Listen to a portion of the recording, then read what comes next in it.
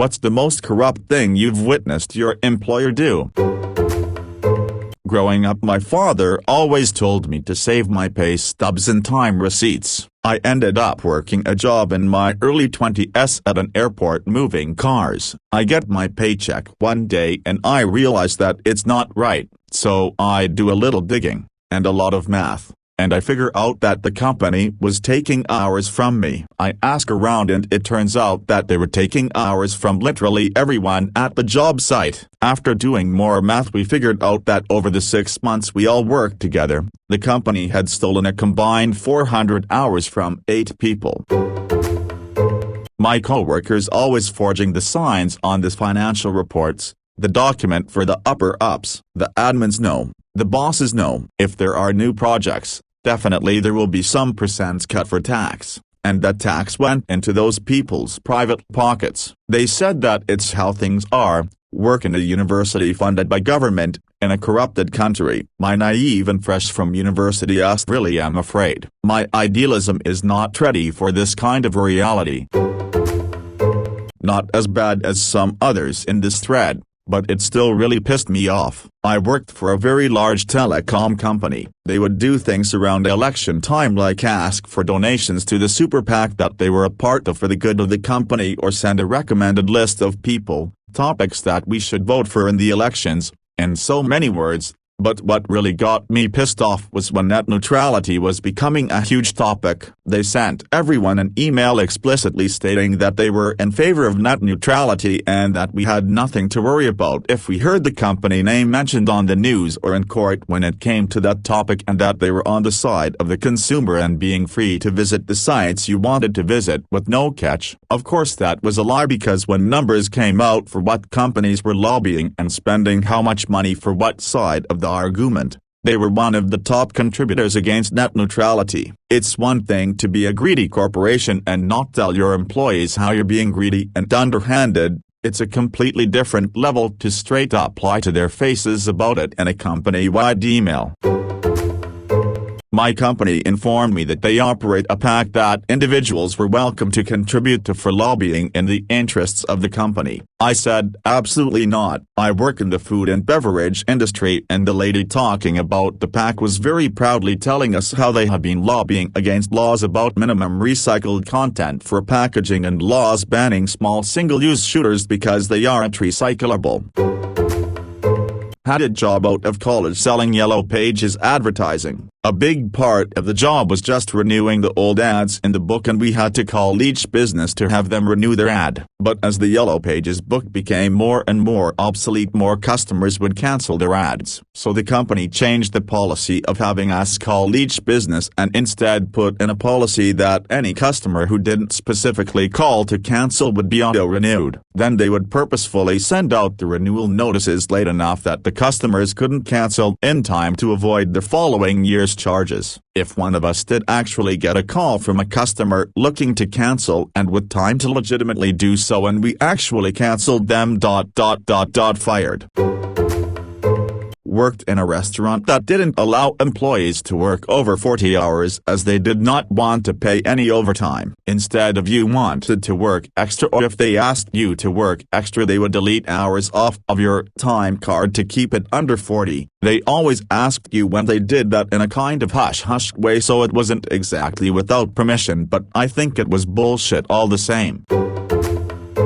I was a mechanic that found out that the company was not letting me fix customers' cars that had oil leaks when the customers had paid for a 200k mile warranty. The manager would tell the service writer to say that the warranty company declined it, and eventually started making me take a photo to him so that he could tell me that the leak wasn't bad enough to fix. The customer paid for a warranty and the company wasn't holding up their end of the deal because it was costing them money. They are one of the most profitable car dealerships in my town and now have 3 dealerships and are expanding.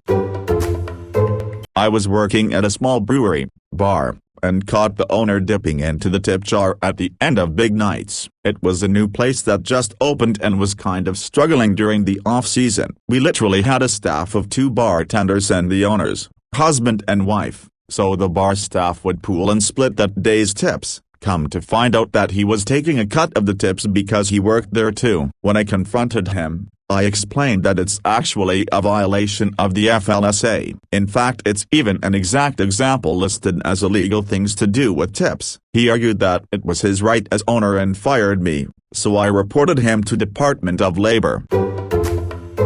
The CEO was using company money to fund his lavish lifestyle. It went on for a long time because hey, there's a fine line between using a private jet because you need to travel to business meetings on time versus using it for your own personal enjoyment. All the employees knew about it, so it was no surprise when he was finally forced to step down by the shareholders once one of the larger ones complained about it publicly.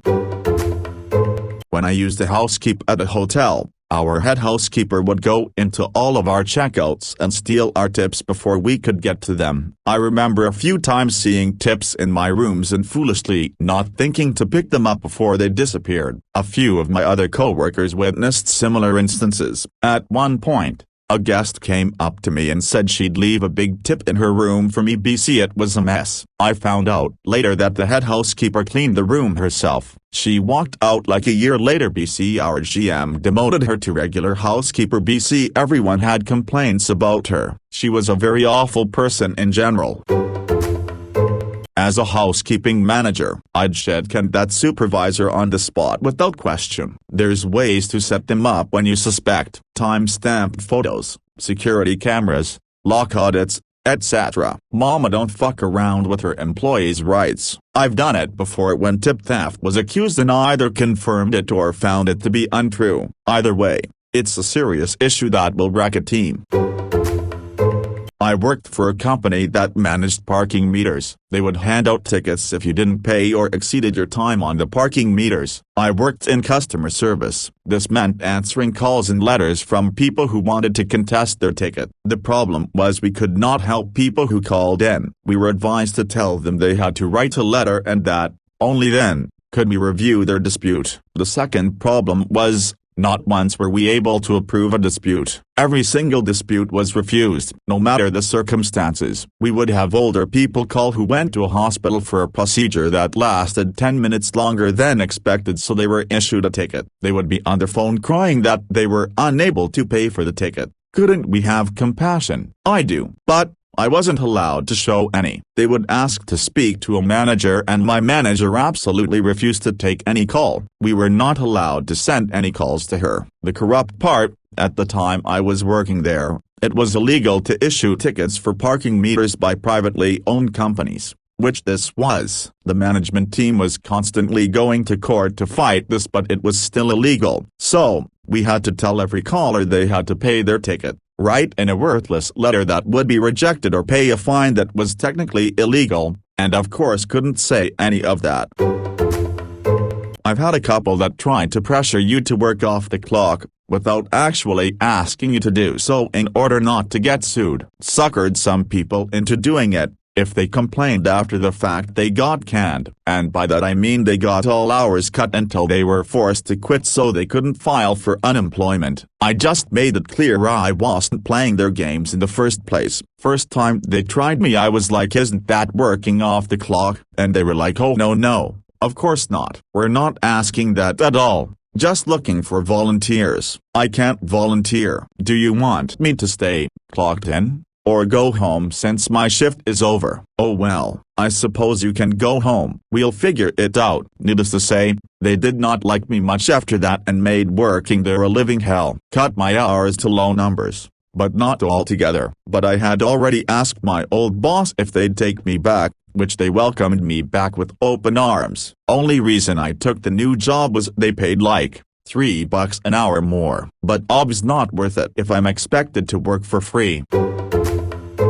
I've been through several jobs where you're expected to pay your dues to earn a more desirable position. I've learned that the more they expect you to pay your dues at a crappy job, the less likely you are to have any upward mobility. If a company cares about investing in its employees, they usually start with decent base pay and benefits. Otherwise they're likely just looking for cheap disposable labor which they lure in with fake promises.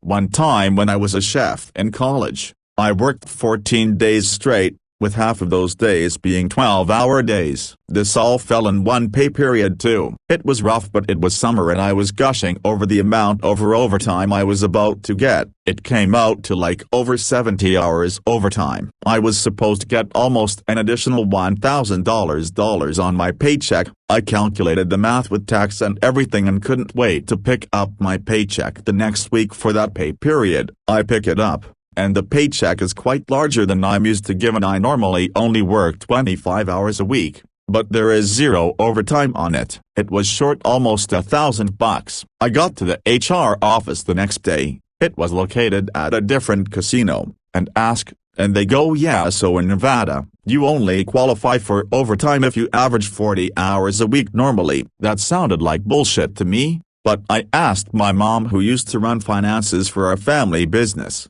and she says that is in fact 100% bullshit. She pulled up the statute online and it clearly said if you exceed 8 hours in a day, you get overtime. It said nothing about a weekly average. So printed that bitch out and drove right back down to the HR office, and showed it to them. The lady at the desk who just told me that calls out the head of HR. She would frequent the different locations to check in with people and was always nice, but you could always tell she was shady as fuck. They both seemed to get very nervous and in a stuttering voice, okay, we will reevaluate. I never heard anything or got any apology, but when the next paycheck came, the exact amount of overtime I calculated was put on that paycheck down to the penny. I tell some of the other guys in the kitchen what happened, and apparently the family who owned the casino or restaurant was located and was known for pulling shit like this, making accounting errors, knowing a lot of people who do direct deposit don't even look at their pay stubs. Funny how these accounting errors always ended up in saving the company money, and never gave the employee extra cash. Lol. A server no more than a few months later had the same exact shit happen to him. Rat bastards. Man, I feel ya. My old job was 5 days on, 4 off, 5 on 5 off, then 4 on 5 off. Stupid to stay on top of pay, right? It gets better. They intentionally hold on to some of your money so to equalize your pay. Gets more great. I also get bonus per hour due to the nature of my job. The hourly rate is paid bi-weekly, and the bonus is semi-monthly. I have absolutely no fucking clue what I'm supposed to get paid and to stay on top of what's owed.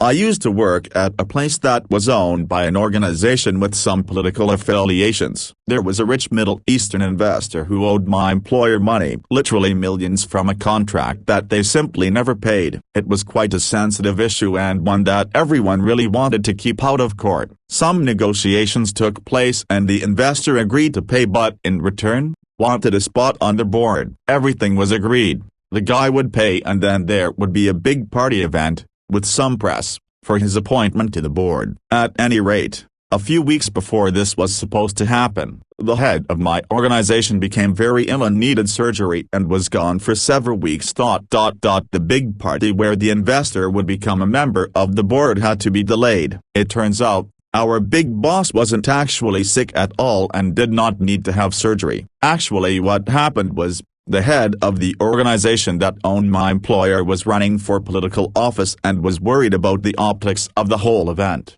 only being able to get this rich Middle Eastern dude to pay us what he owed by putting him on the board and granting him a bunch of power over the organization, and basically ordered our boss to feign a long illness that would require the event to be delayed until after the election. At the first company I worked at, the general manager had all his personal expenses paid by the company. His wife also had a company credit card and was paid a salary, but she didn't work. The company paid for things like their groceries, house mortgage, car payments and family vacations. The kicker is he wasn't the owner of the company. He had a creative accountant that hid these expenses, but the owners became suspicious and they hired an auditor. It took them about 4 years to figure it out. He was fired and his family fled the country, so I am not sure what happened to him.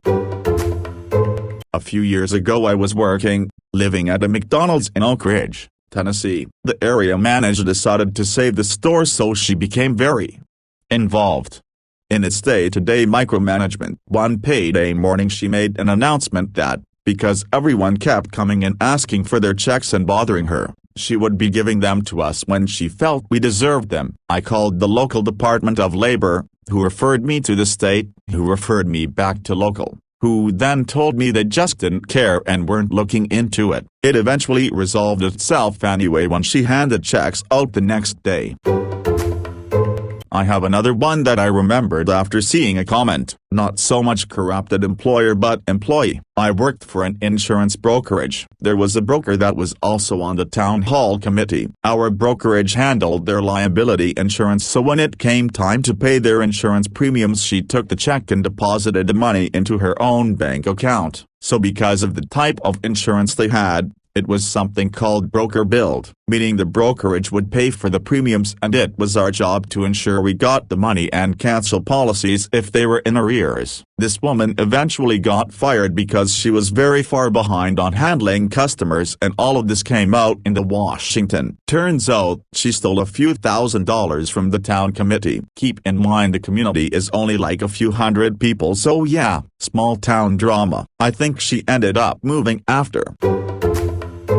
I work underground in the mines. One place started having, what the workers found out later, was asbestos-type rock in the ore. The company took samples of it and then said it's kind of like asbestos, but it's not old enough to harm you. Later, after a bit of more concern from the workers, it was found out that the sample they took came back as inconclusive due to something else. They lied and allowed the workforce exposure to asbestos. I quit after that and found work elsewhere. Cinema theaters used to force employees in the snack bar to work overtime until the cleaning was complete, but then would go back and retroactively change time cards so that everyone clocked out right at 11:15 for closing, as closing was only supposed to take 30 minutes after the last showtime starts at 10:45. I was a weekend closer for a few years, and occasionally would be there until 1 am plus on really busy nights when management wanted things detailed. All of those hours went into the nether. They'd hide the fact that you weren't getting overtime by lying on your pay stub. They also used to fudge lunch breaks, saying that it was too busy to send employees on their lunch at a proper time, so you'd occasionally show up to work and go on lunch 15-30 minutes after arriving, or you'd go on lunch after 7.5 hours in your shift and just 10-30 minutes early, but with an expectation that you'd hang around for 30 minutes until your shift was over. I do my best to avoid their theaters, despite them being everywhere. During high school there was a movie theater in an affluent neighborhood that was a sought-after place to get a job. It had minimum wage benefits aimed this you just described. Prices were also hiked up, but the place was sparkly clean, and I guess the rich customers felt that it a high-class place to watch their movies. Had friends who worked there part-time. Their boss would have work overtime but fudge up the time so they wouldn't get caught. Being teenagers and students after all, my friends didn't mind because they got to take as much free food and sodas they wanted, because the theater had a policy of throwing away any food they couldn't sell. My friends would go home with pizza, hot dogs, hamburgers, gallons of soda and other theater foods. It did made me wonder how the place stayed afloat. I used to work in a sushi restaurant and I quickly noticed it was common for vegetables to fall on the floor. So usually I will pick them up and throw them away. One day, mid-shift, while cleaning the whole kitchen with specific chemicals, I found a cucumber on the floor dripping water and soap. I threw it to the garbage. The manager saw me and yelled at me, telling me to just wash it. I declined, explaining it has been showered with soap and chemicals to clean. He grabbed it from the garbage, peeled it and gave it to the sushi makers. I was baffled. I quit and always told people to not eat there ever. This year one passed grade 10, which in Nepal is known as an Iron Gate. Very important, but due to the coronavirus exam got cancelled and the government decided to evaluate us by internal evaluation, basically by teachers giving marks to students according to the past performance. I was the best performing student in the school in the terminal and extracurricular activities. Well, I got a 3.9 GPA out of 4. I was satisfied because I used to get the same GPA in real physical exams. But my friends who failed in previous exams also got marks in the range of 3.80 to 3.90, with the lowest being 3.60. Then I learned that the school was selling marks for Rs $15,150. The school had asked my parents for money, but my parents, being confident of me, they denied the offer. I am proud of them, but now my marks are also regarded as corrupt by colleges, and it's getting harder to find colleges. TLDR equals school wanted money for marks added equals it's not directly related, but somehow it relates.